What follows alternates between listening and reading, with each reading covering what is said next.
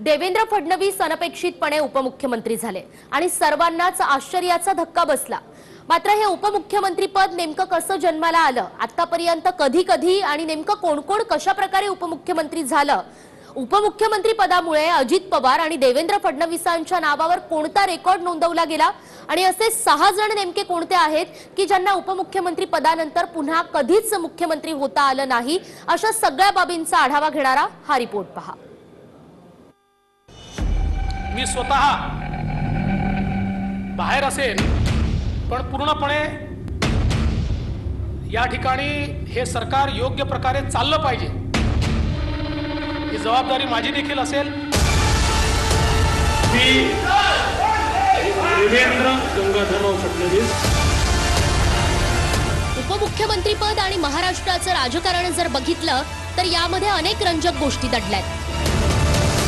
फडणवीसांनी आधी मंत्रिमंडळाबाहेर राहण्याचा निर्णय घेतला, नंतर काही तासांनी दिल्लीच्या आदेशानुसार त्यांना उपमुख्यमंत्री पदाची शपथ घ्यावी लागली आणि त्यावरून फडणवीसांचे शंकरराव चव्हाण झाल्याचा उल्लेख प्रकाश आंबेडकर यांनी केला।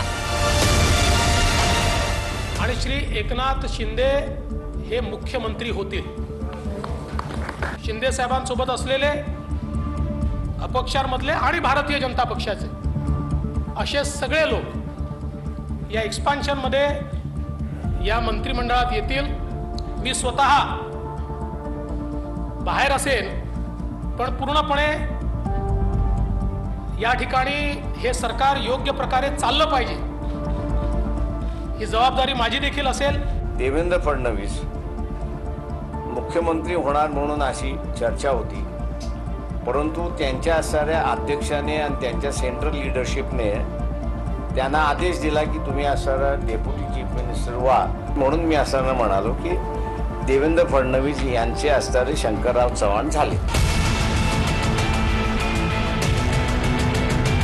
फडणवीसांना शंकरराव चव्हाण केलं गेलं असं प्रकाश आंबेडकर का म्हटले, तर 44 वर्षापूर्वी म्हणजे 1978 मध्ये महाराष्ट्राच्या राजकारणात नेमकं काय घडलं होतं हे पाहण्याआधी उपमुख्यमंत्री पदाचा इतिहास काय सांगतो त्यावर नजर टाकूयात।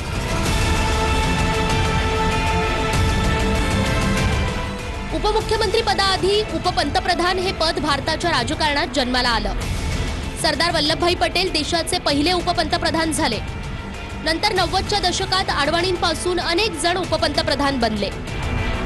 बहुतांश वेळा जेव्हा आघाडी सरकार अस्तित्वात येतं तेव्हाच उपमुख्यमंत्री पद दिलं जातं। संविधानात उपमुख्यमंत्री पदाचा कोणताही स्पष्ट उल्लेख नाही, मात्र मुख्यमंत्र्यांनंतरचा दुसरा मान उपमुख्यमंत्री पदाला असतो।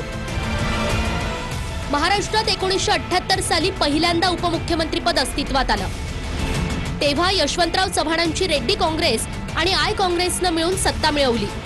त्यामुळे महाराष्ट्राच्या इतिहासात नासिकराव तिरपुडे हे पहिले उपमुख्यमंत्री झाले।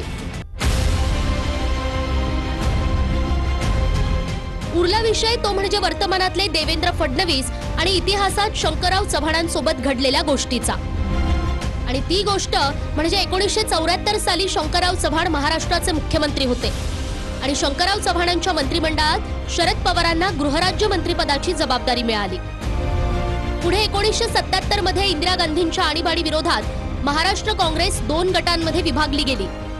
एक गट होता ब्रह्मानंद रेड्डींचा, ज्याला आर काँग्रेस म्हटलं जायचं, आणि दुसरा गट नासिकराव तिरपुडेंचा, ज्याला आय काँग्रेस नावानं ओळखलं जात होतं। रेड्डी गटात यशवंतराव चव्हाण, वसंतदादा पाटील आणि शरद पवार होते, तर दुसऱ्या बाजूला आय काँग्रेसमध्ये नासिकराव तिरपुडे आणि इतर मंडळी। जेव्हा आणीबाणीनंतर महाराष्ट्र काँग्रेसमध्ये फूट पडली तेव्हा शंकरराव चव्हाण मुख्य काँग्रेसमध्येच राहिले। त्यामुळे नंतर वसंतदादा पाटलांनी शंकरराव चव्हाणांविरोधात अविश्वास ठराव आणून त्यांना मुख्यमंत्री पदावरून दूर केलं। पुढच्या निवडणुकीत दोन्ही काँग्रेस एकत्रित आल्या। नंतर बंड करून शरद पवारांनी वसंतदादांचं सरकार पाडलं आणि ते स्वतः मुख्यमंत्री झाले। या सगळ्या घडामोडींमुळे 1974 मध्ये ज्या शंकरराव चव्हाणांच्या सरकारमध्ये शरद पवार राज्यमंत्री होते, नंतर त्याच पवारांच्या सरकारमध्ये शंकरराव चव्हाणांना अर्थमंत्री व्हावं लागलं। दिल्लीवरनं येणारा आदेश शंकरराव चव्हाण यांनी असताना मान्य केला, त्याच पद्धतीने असताना देवेंद्र फडणवीस, 'मुख्यमंत्री होणार म्हणून अशी चर्चा होती, परंतु त्यांच्या असणाऱ्या अध्यक्षाने आणि त्यांच्या सेंट्रल लिडरशिपने त्यांना आदेश दिला की तुम्ही असणारा डेप्युटी चीफ मिनिस्टर व्हा आणि त्यांनी डेप्युटी चीफ मिनिस्टरची शपथ घेतली अशी असणारी परिस्थिती आहे. म्हणून मी असताना म्हणालो की देवेंद्र फडणवीस यांचे असणारे शंकरराव चव्हाण झालेत. उपमुख्यमंत्री पदांचा आजवरचा इतिहास बघितला तर जे महाराष्ट्राचे उपमुख्यमंत्री झाले ते नंतर या घडीपर्यंत तरी मुख्यमंत्री होऊ शकलेले नाहीत. महाराष्ट्राचे पहिले उपमुख्यमंत्री नासिकराव तिरपुडे झाले, नंतर ते मुख्यमंत्री होऊ शकले नाहीत. नंतर सुंदरराव सोळंके, रामराव आदिक, गोपीनाथ मुंडे, छगन भुजबळ, विजयसिंह मोहिते पाटील तसंच आर पाटील आणि अजित पवारांनाही उपमुख्यमंत्री पद मिळालं. यापैकी काही नेत्यांचं निधन झालं आणि जे हयात आहेत त्यांना अद्यापही मुख्यमंत्री पद मिळालेलं नाही. तब्बल 4 वेळा उपमुख्यमंत्री होण्याचा अनोखा रेकॉर्ड अजित पवारांच्या नावावर आहे. बहुधा देशात आजवर एकच व्यक्ती 4 वेळा उपमुख्यमंत्री राहिलेली नाही. आणि दुसरी गोष्ट म्हणजे मुख्यमंत्री राहून नंतर उपमुख्यमंत्री झालेले देवेंद्र फडणवीस सुद्धा महाराष्ट्राचे पहिले नेते आहेत. जे मुख्यमंत्री होते 5 वर्ष त्यांनी काम केलं, नंतर विरोधी पक्षाचं नेतृत्व ज्यांनी केलं त्यांना उपमुख्यमंत्री पदाची शपथ ही घ्यावी लागली. हा तर आश्चर्याचा धक्का होता, पण प्रदेश झाला आणि सत्तेची कोणतीही संधी मिळाली त्याची स्वीकारायची असते याचं उदाहरण देवेंद्र फडणवीस यांनी आज घालून दिलेले आहे. महाराष्ट्राच्या राजकारणात 6 नेते असे आहेत की जे याआधी मुख्यमंत्री होते, मात्र नंतर आघाडीच्या राजकारणांमुळे त्यांना इतर मंत्रिपदं मिळाली. शंकरराव चव्हाणांनंतर 1985 मध्ये शिवाजी पाटील निलंगेकर महाराष्ट्राचे मुख्यमंत्री होते. नंतर विलासरावांच्या सरकारमध्ये त्यांना महसूल खातं घ्यावं लागलं. युती सरकारमध्ये मुख्यमंत्री राहिलेल्या नारायण राणेंना सुद्धा नंतर विलासरावांच्या काळामध्ये महसूल मंत्रीपद घ्यावं लागलं. 2008 मध्ये मुख्यमंत्री राहिलेल्या अशोक चव्हाणांना महाविकास आघाडी सरकारमध्ये सार्वजनिक बांधकाम खातं घ्यावं लागलं.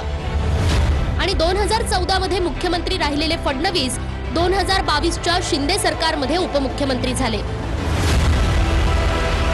इतर राज्यात उपमुख्यमंत्री पद दुय्यम मानलं जात असलं तरी महाराष्ट्रात मात्र या पदाला वलय आहे. युती सरकारमध्ये गोपीनाथ मुंडे, नंतर आर पाटील, छगन भुजबळ आणि महाविकास आघाडीत अजित पवारांचं उपमुख्यमंत्री पद चर्चेत राहिलं. महाराष्ट्रात एका वेळेला एकच उपमुख्यमंत्री राहिलाय, मात्र जर याआधी आंध्र प्रदेशचं उदाहरण बघितलं तर तिथे एकाच वेळेला 4 उपमुख्यमंत्री होते. आणि या घडीला उत्तर प्रदेश आणि बिहारमध्येही 2 उपमुख्यमंत्री आहेत. Bureau report, TV9 Marathi.